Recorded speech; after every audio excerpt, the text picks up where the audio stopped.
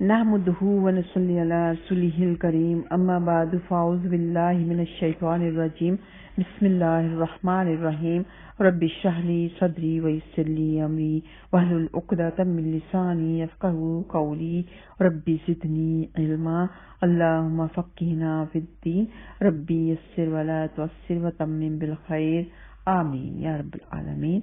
अस्सलामु अलैकुम व रहमतुल्लाहि व बरकातहू। जी मेरे प्यारे बच्चों, अल्लाह सुब्हानहू व तआला आपको खुश रखे। तो आज के 3 सवालों में से पहला सवाल है कि वुजू किस तरह करना चाहिए। इसका जवाब है कि बिस्मिल्लाह पढ़ के आप हाथों को 3 दफा धो लें और अच्छी तरह से धोएं। उंगलियों के अंदर खलाल भी करें।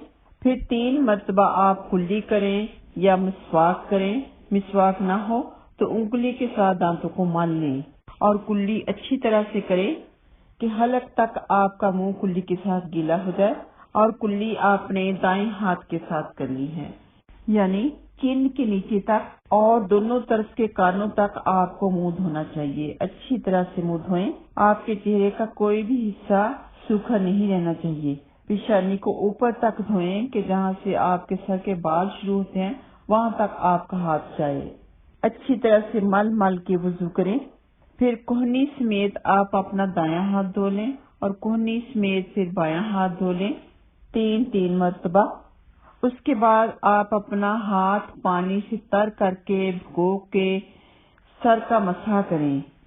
सर का मसा जहां से बाल आपके शुरू होते हैं, सर के बाल, वहां से लेकर आप पीछे की गुद्दी तक अपने हाथों को लेके जाएं और फिर ऐसे ही वापस लेके आइए। उसे सर का मसा कहते हैं। शहादत की उंगली और अंगूठा छोड़कर अपनी 3 उंगलियों के साथ आपने सर का मसा करना है और जो शहादत की उंगली और अंगूठा है उसे कान के लिए रहने देना है। फिर इन उंगलियों के साथ आप कानों का 3 दफा मसा करें। इसी पानी के साथ बार बार पानी देने की जरूरत नहीं है। और गर्दन का मसा सुन्नत से साबित नहीं है और सर का मसा सिर्फ 1 दफा ही किया जाता है। कानों का भी अगर आप चाहें तो 1 दफा ही मसा कर लें, लेकिन अच्छी तरह से करें। तो उसके बाद आप अपना दायां पांव पहले 3 दफा धो लें और उंगलियों के अंदर खलाल करें। फिर उसके बाद बायां पांव 3 दफा धो लें, यानी कि लेफ्ट फुट 3 दफा धो लें। अच्छी तरह से धोएं, खलाल करके धोएं। तो उसके बाद सवाल नंबर 2 है कि वुजू करने के बाद आप कौन सी दुआ पढ़ते हैं। वुजू करने के बाद आप दुआ पढ़ेंगे अशहदु अल्ला इलाहा इल्लल्लाहु वहदहु ला शरीका लह व अशहदु अन्ना मुहम्मदन अब्दुहु व रसूलुहु सल्लल्लाहु अलैहि वसल्लम।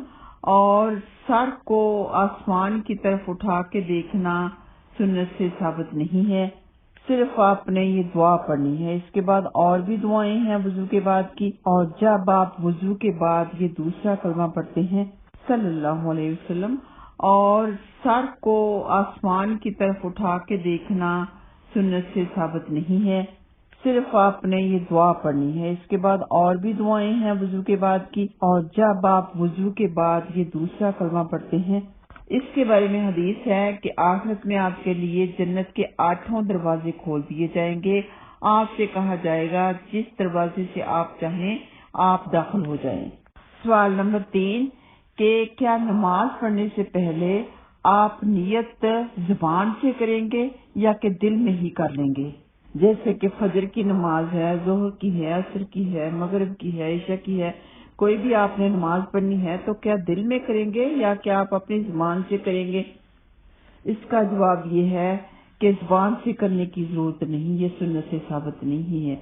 दिल में ही आप नियत करेंगे कि आप फलान नमाज पढ़ने लगे हैं और दिल में ही आपकी नियत होगी कि आप सुन्नत पढ़ रहे हैं या फर्ज पढ़ रहे हैं या नफल पढ़ रहे हैं। जुबान से कहने की जरूरत नहीं है। इंशाअल्लाह ताला इससे अगली एपिसोड में नमाज के तरीके के बारे में सवाल जवाब होगा और उस दफा एक ही सवाल होगा क्योंकि उसका तरीका काफी लंबा बताया जाएगा जवाब में।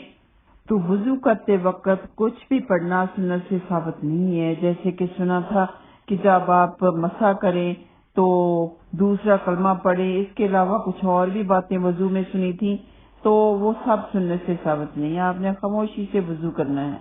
وضو کرتے وقت سر کو کور کرنے کی بھی ضرورت نہیں ہے۔